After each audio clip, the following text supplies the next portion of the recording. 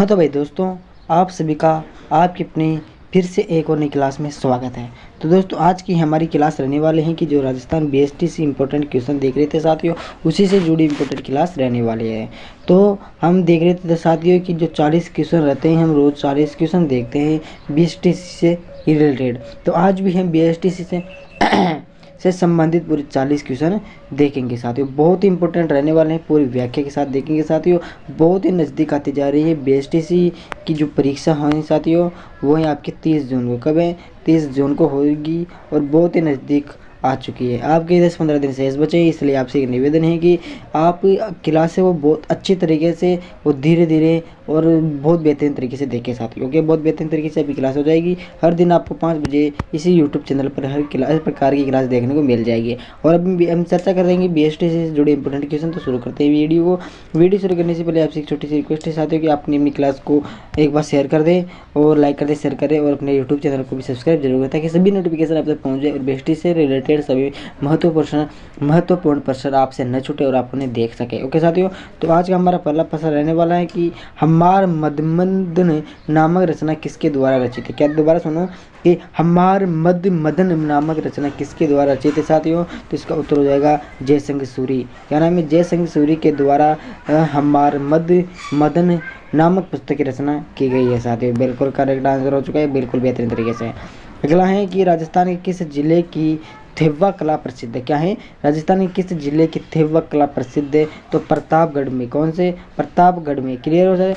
घेवा की यानी कि घेवा की हस्तकला कला स्त्रियों के लिए सोने, मीनाकारी और पारदर्शी कांच के मेले से निर्मित आभूषण के निर्माण से संबंधित है। ओके साथियों, इसके गिने चुने शिल्पी परिवार राजस्थान के केवल प्रतापगढ़ जिले में ही रहते हैं, यानी कि इसके चुने कोई 10-15 व्यक्ति या 5-6 व्यक्ति प्रतापगढ़ में निवास करते हैं साथियों। थेवा आभूषणों के निर्माण में विभिन्न रंगों की शीशम की कोच को चांदी के महीन इन तारों से बने फ्रेम में डालकर उससे सोने की बारीक कलाकृति उकेरी जाती है साथियों। क्लियर हुआ? तो ये वाक्य बहुत बढ़िया, इसलिए आपसे निवेदन किया है, बार इसको जरूर पढ़ दीजिएगा साथियों। क्लियर हुआ? अगला प्रश्न देखेंगे तीसरा नंबर का कि हवा महल के वास्तु कलाकार, यानी जो हवा महल है उसके कलाकार कौन है साथियों। उनका नाम है लालचंद उस्ताद। क्या नाम है? लालचंद उस्ताद जी। 15 मीटर ऊंचाई वाले 5 मंजिला पिरामिड नुमा कैसी है साथियों? उसकी आकृति पिरामिड नुमा है साथियों। हवा महल के वास्तु कलाकार लालचंद उस्ताद है। हवा महल का डिजाइन इस्लामिक मुगल वास्तुकला के साथ हिंदू राजपूत वास्तुकला का एक उत्कृष्ट मिश्रण को दर्शाता है साथियों। क्लियर हुआ? 5 मंजिला। कितना? हवा महल पूरा 5 मंजिला है साथियों। क्लियर हुआ? अगला प्रश्न देखेंगे हम साथियों। ये व्याख्या है थोड़ी बड़ी, इसलिए आपसे निवेदन है एक बार आप इसे गौर फरमाइएगा साथियों। अगला प्रश्न देखेंगे कि मीणा से 2 अर्धवृत्तों में अत्यंत धीमी गति के बिना वाद्य के किया जाने वाला गरासिया का प्रसिद्ध नृत्य कौन सा है? दोबारा सुना। मीणा जाति से 2 अर्धवृत्तों में अत्यंत धीमी गति से बिना वाद्य के किया जाने वाला गरासिया नृत्य कौन सा है साथियों? तो वो हो जाएगा लूर नृत्य, और बहुत ही फेमस है साथियों लूर नृत्य, इसका बिल्कुल सही आंसर हो जाएगा। मीणा से 2 अर्धवृत्तों अत्यंत धीमी गति से बिना वाह के किया जाने वाला गरासियों का प्रसिद्ध लूर नृत्य मारवाड़ या राजस्थान का लोक नृत्य है। ये नृत्य फाल्गुन माह में प्रारंभ होकर होली के दहन तक चलता है साथियों।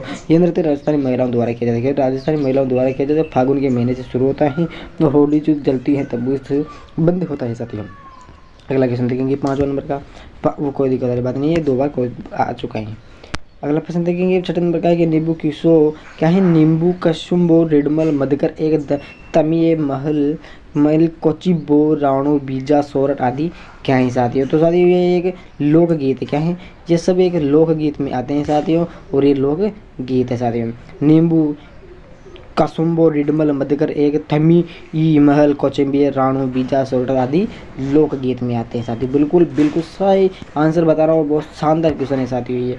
अगला है कि झल्ले आवो गीत में किसका वर्णन किया गया है? तो साथ ही इसमें अंग्रेजों एवं आवा के ठाकुर कुशल सिंह के बीच के युद्ध का वर्णन किया गया है साथियों। बिल्कुल करेक्ट आंसर है और बिल्कुल शानदार क्वेश्चन है। कहीं भी आपको गलती लगे तो मुझे कमेंट में बताएं, ताकि उसमें और सुधार कर सको साथियों। अगला क्वेश्चन है कि रोली व्यापारी गीत में किसका वर्णन किया गया है? तो रोली व्यापारी गीत में साथियों किसका वर्णन किया गया है? तो अंग्रेजों की फूट डालो राज करो की नीति का वर्णन किया गया है प्यारे साथियों। अगला क्वेश्चन है, कोई बात नहीं है, डबल बार क्वेश्चन आ रहा है तो कोई दिक्कत, इसकी ओर ध्यान न देवें। अगला है कि अलवर का रसखान किसे कहा जाता है। तो अलवर का रसखान साथियों मेरे सवारी साथियों राव अली बख्श को, किसको, राव अली बख्श को कहा जाता है। अलवर का रसखान राव अली बख्श को कहा जाता है। इन्हें अली बख्श ख्यालों के जन्मदाता के रूप में भी जाना जाता है प्यारे साथियों। बहुत ही शानदार क्वेश्चन था साथियों। अलवर का रसखान किसे कहा जाता है, राव अली बख्श को कहा जाता है। आपको सही आंसर लिख देना है। अगला है कि सपेरा नृत्य किस जाति द्वारा किया जाता है। तो सपेरा नृत्य साथियों कि सांप का जो नृत्य होता है किस जाति किस कास्ट के द्वारा होता है। तो कालबेलिया के द्वारा होता है। किसके द्वारा, कालबेलिया के द्वारा सपेरा नृत्य किया जाता है मेरे प्यारे साथियों। सपेरा कालबेलिया जाति द्वारा किया जाता है। ये जनजाति खास तौर पर इसी नृत्य के लिए जानी जाती है। कालबेलिया जाति है साथियों, कास्ट है जो सपेरा नृत्य के लिए ही जानी जाती है साथियों। ये उनकी संस्कृति का एक अभिन्न अंग, यानी कि संस्कृति का मतलब है कि जो उनकी संस्कृति पुरानी परंपरा के अनुसार चलती आ रही हैं वही संस्कृति ये भी अपना रहे हैं साथियों। आनंद और उत्सव के सभी अवसरों पर इस जनजातीय के सभी खुशी से प्रस्तुत करते हैं, यानी कि जो इसका अवसर आता है तब इसका कुछ मेला लगता है, कुछ अवसर कुछ उत्सव के रूप में होता है साथियों। जब इस स्त्री भी करती है तो पुरुष भी साथ साथ इसका उत्सव मनाते हैं प्यारे साथियों। अगला प्रश्न देखेंगे 11वां नंबर का कि मोर नृत्य किस जाति की महिलाओं के द्वारा किया जाता है। जो मोर नृत्य है साथ ही मोरों को पाला जाता है और उसका नृत्य किया जाता है। तो किस जाति के द्वारा किया जाता है। तो साथियों ये भी कालबेलिया के द्वारा किया जाता है साथियों। मोर नृत्य एक नष्ट जाति की महिलाओं द्वारा किया जाता है। किसकी, नष्ट जाति की महिलाओं द्वारा किया जाता है। इस नृत्य में पुरुष एवं महिला दोनों भाग लेते हैं। ये भरतपुर का एक प्रसिद्ध नृत्य है साथियों। मोर नृत्य कहाँ का प्रसिद्ध नृत्य है, भरतपुर का एक बहुत फेमस नृत्य है साथियों। और बहुत ही खतरनाक मोर नृत्य किया जाता है और इसमें पुरुष भी भाग लेते हैं तो महिला भी पूरा भागीदार निभाती है साथियों के लिए। और साथ बच्चे बूढ़े सब इसमें भाग लेते हैं नष्ट जाति द्वारा, नष्ट महिलाएं करती है साथियों से। अगला है कि भृगु क्या है। तो भृगु साथियों एक सुशीर वाद्य यंत्र, क्या है, सुशीर वाद्य यंत्र है साथियों। बिल्कुल किसी हया द्वारा बजने वाले तंत्र को सुशीर वाद्य यंत्र कहा जाता है मेरे प्यारे साथियों। को दिक्कत वाली बात नहीं है, बहुत इंपॉर्टेंट है, दिमाग में बैठा लेना साथियों। अगला है कि उमराव क्या है। तो उमराव साथियों एक गिदड़ खेलने के समय गाए जाने वाला एक लोकगीत है। गिदड़ खेलता है तो उस समय इस गीत को गाया जाता है मेरे प्यारे साथियों। को दिक्कत वाली बात नहीं है। अगला है कि गौरी नृत्य में पूरिया किसे कहा जाता है। तो गौरी नृत्य होता है साथ ही उसमें पूरिया किसे कहा जाता है। तो उसमें पूरे शिव शंकर भगवान को कहा जाता है मेरे पैसा महादेव जी को, इसमें पूरिया कहा गया है साथ ही। गौरी नृत्य में पूरे शिव को कहा जाता है। गौरी नृत्य भील जाति के लोगों द्वारा किया जाता है, प्रस्तुत किया जाता है जाने वाला एक प्रसिद्ध नृत्य भी साथ ही। देवताओं को प्रसव यानी कि प्रसन्न करने के लिए गौरी नृत्य का व्रत बनाकर और समूह में किया जाता है मेरे प्यारे साथियों। इस नृत्य के माध्यम से कथाएं भी प्रस्तुत होती है। ये नृत्य रक्षाबंधन के बाद से शुरू होता है। जो राखी का त्यौहार होता है उसके बाद से ये नृत्य को शुरू किया जाता है मेरे प्यारे साथियों। इस नृत्य में महिला का किरदार भी पुरुष उसकी वेशभूषा के आधार पर किया जाता है। महिला होती है उसका किरदार पुरुष उसके आधार पर कहते हैं घाघरा लुगड़ी पहनते हैं, चौड़ा चूड़ी चप्पल जूते और बिंदिया काजल टीके सब लगाकर पुरुष अपना वेशभूषा तैयार करता है, यानी कि वेशभूषा के अनुसार। ओके साथियों ये भी क्लियर हो चुका है। अगला क्वेश्चन देखेंगे 15 नंबर का है कि तेहर ताली नृत्य का प्रमुख यंत्र कौन सा है। दोबारा सुनो, तेरह ताली नृत्य का प्रमुख वाद्य यंत्र कौन सा है साथियों। तो उसका उत्तर हो जाएगा मजीरा। मजीरा 13 ताली नृत्य का एक बहुत ही फेमस नहीं है, बहुत ही प्रमुख यंत्र है अपने साथियों। पता नहीं कि मुँह से क्या क्या निकल रहा है यार, कोई दिक्कत वाली बात नहीं है।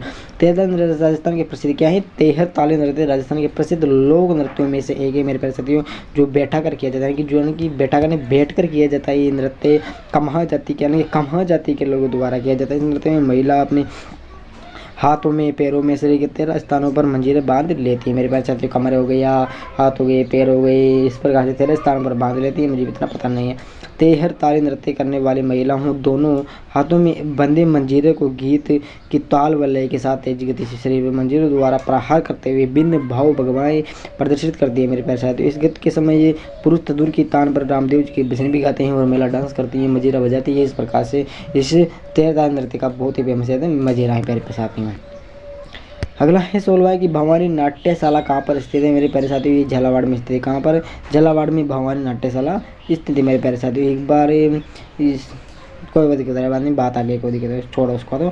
तो भवानी नाट्यशाला झालावाड़ में स्थित है। भवानी नाट्यशाला ऑफेयर और शैली पर आधारित रंगमंच व्यवस्थाओं एक जटिल तकनीक के अनूठे संगम के लिए प्रसिद्ध है मेरे पास साथियों। ऐसा माना जाता है कि संपूर्ण विश्व में सिर्फ 8 नाट्यशाला कितने साथी पूरे विश्व में सिर्फ 8 नाट्यशाला। उस समय जब ये नाट्यशाला बहुत अधिक प्रसिद्ध होती है तो शंकुतलम और शेक्सपियर जैसे नाट्य जैसे प्रदर्शित किए जाते हैं। शेक्सपियर का मतलब कुछ गलत मत समझना मेरे प्यारे साथियों, यहाँ पे गूगल पर सर्च मत करना, पता नहीं पर क्या क्या आ जाएगा, कोई दिक्कत वाली बात नहीं है। शंकुतलम और शेक्सपियर जैसे नाटक बहुत ही फेमस थे मेरे साथियों जब। ओके अगला देखेंगे हम 17 नंबर का क्वेश्चन कि जहूर खां मेवाती उमर फारूक मेवाती किसके वादे के मेरे प्यारे साथियों? तो ये भपंग के हैं। किसके? भपंग के हैं।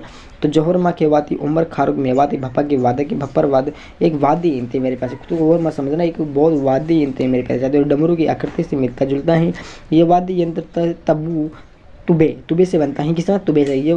ये यंत्र राजस्थान के अलवर जिले का एक लोकप्रिय वाद्य यंत्र है। पंतरनी यंत्र है साथियों जी। अलवर जिले के जोगी जाति के लोग भयंग यानी कि भपंग वाद्य यंत्र के साथ राजा भरतपुरी, भक्ति पूर्णमल व हीरा राजा इत्यादि के लोग गीत गाया करते। किसके साथ? भपंग वाद्य यंत्र के साथ ये अपना गीत गाया करते हैं। भरतपुरी हो गए, भक्ति पूर्णमल राजा, पता नहीं किस किस के गीत गाया करते हैं मेरे प्यारे साथियों। अगला है, कांबड़ जाति के लोग कौन सा यंत्र बजाते हैं? तो कांबड़ जाति के लोग वाद्य यंत्र बजाते हैं। किस वाद्य यंत्र बजाते हैं? तंदुरा हो गया। तंदुरा धातु हल्की लकड़ी से निर्मित एक वाद्य तार वाला यंत्र होता है प्यारे साथियों। उसमें पतले सी तार की पट्टी होती है, लकड़ी होती है, उसे पता नहीं कैसे घिसते रहते हैं, उसमें से ध्वनि उत्पन्न होती है साथियों। यह राजस्थान में पाए जाने वाला ड्रोन वाद्य यंत्र, ये मुख्य रूप से राजस्थान के भक्ति और परंपरा गायन में उपयोग किया जाने वाला है। कांबड़ और नाथ संप्रदाय के व्यक्ति इस वाद्य यंत्र को बजाते हैं। अघोर, पंची आदि नाथ बजाते हैं साथियों। क्लियर हुआ? अगला क्वेश्चन देखेंगे 19 नंबर का कि सुशीर वाद्यों में सर्वश्रेष्ठ सुरीला एवं मांगलिक वाद्य यंत्र कौन सा है? तो शहनाई होते हैं। लंबी सी होती है, उसमें 3-4 खांचे होते हैं और पॉप बजाते हैं इस प्रकार से शहनाई होती है मेरे प्यारे साथियों। शहनाई को सुशीला और मांगलिक वाद्य मंत्र बताए साथियों। मंत्र ने यंत्र बताए। शहनाई का निर्माण तिथिल की लकड़ी या सांगवान की लकड़ी से किया जाता है। शहनाई की आकृति चिलम जैसी होती है। ओके, शहनाई में कुल 8 छेद होते हैं। शहनाई का एक प्रमुख वादक बिस्मिल्लाह खां है मेरे प्यारे साथियों बजाने वाला। अगला 20वां नंबर क्वेश्चन देखेंगे, कौन सा यंत्र अलगोजा, शहनाई तथा बांसुरी का मिश्रण होता है? तो सतारा। कौन सा? सतारा होता है साथियों। सतारा वाद्य यंत्र अलगोजा, बांसुरी व शहनाई का मिश्रण माना जाता है। इसमें 2 बांसुरियों के एक साथ फूंक द्वारा बजाया जाता है। एक बांसुरी केवल श्रुति के लिए या दूसरी को सर्वात्मक रचना के लिए काम में लिया जाता है। एक बार व्याख्या की जरूरत पड़ लिया जाएगी, बहुत इंपॉर्टेंट क्वेश्चन है और व्याख्या भी बहुत महत्वपूर्ण है। अगला है कि करुणा भील किस वाद्य यंत्र के लिए प्रसिद्ध? इनकी वाद्य के साथ ही हो तो नड़ के लिए। किसका? नड़। कर्ण भील नड़ वाद्य यंत्र के लिए वाद्य यानी कि प्रसिद्ध है। इसमें 4 छेद होते हैं, 4 छेद होते हैं तथा इसे मुंह के किनारे से बजाया जाता है साथियों। नड़ वाद्य यंत्र में वह कंगोर की लकड़ी से निर्मित होता है। नड़ वाद्य का यंत्र सर्वाधिक प्रयोग जैसलमेर जिले में किया जाता है प्यारे साथियों। क्लियर हुआ? और नड़ वाद्य यंत्र सिंधी संस्कृति का पूर्ण प्रभाव माना जाता है।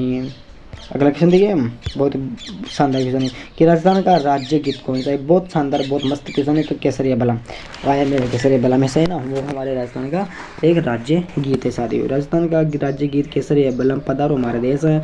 ओके साथियों, अल्लाह जिला बाढ़ ने पहली व बीकानेर के महाराणा गंगा सिंह के दरबार में केसरिया बाल गीत को गाया था। जब से राजस्थान का राज्य गीत कौन सा है? केसरिया बलम है साथियों, पधारो हमारा देश।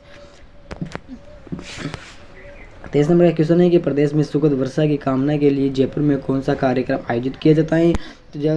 तो प्रदेश में सुखद वर्षा की कामना के लिए जयपुर में रंग मल्हार का कार्यक्रम का आयोजन किया जाता है। साथ ही प्रदेश में सुखद वर्षा की कामना के लिए राजस्थान में चित्रकारों द्वारा रंग मल्लाहों समारोह का आयोजित किया जाता है। खास बात यह है कि इसमें कलाकार हर साल अलग अलग माध्यमों पर करते हैं। वह सेव द एनवायरनमेंट के मैसेज के साथ प्रदेश में अच्छी वर्षा की कामना भी करते हैं। भगवान से गौर से बहुत प्रार्थना करते हैं चित्र बनाकर कि वह भगवान हमें वह अच्छी वर्षा दे, हमें अच्छे फल फ्रूट इस प्रकार से करते हुए कामना भी करते हैं, जिससे भगवान प्रसन्न भी होते हैं और बारिश भी कर देते हैं मेरे प्यारे साथियों। अगला है कि जलदुर्ग गागारेन किन नदियों के संगम पर स्थित है? क्या है? जलदुर्ग गागारेन किन नदियों के संगम पर स्थित है साथियों? तो काली सिंध आहू के किनारे पर स्थित है। गागारोन काली सिंध एवं आहू नदी के संगम पर स्थित है साथियों। गागारोन दुर्ग हिंदू मुस्लिम एकता का एक प्रतीक है साथियों। क्लियर हुआ? अगला एक बार आप इस वाक्य को भी देख लीजिएगा साथियों। अगला है कि दोहरे प्रकोटे वाले मिट्टी से बने किस दुर्ग को अंग्रेज भी नहीं जीत पाए थे साथियों?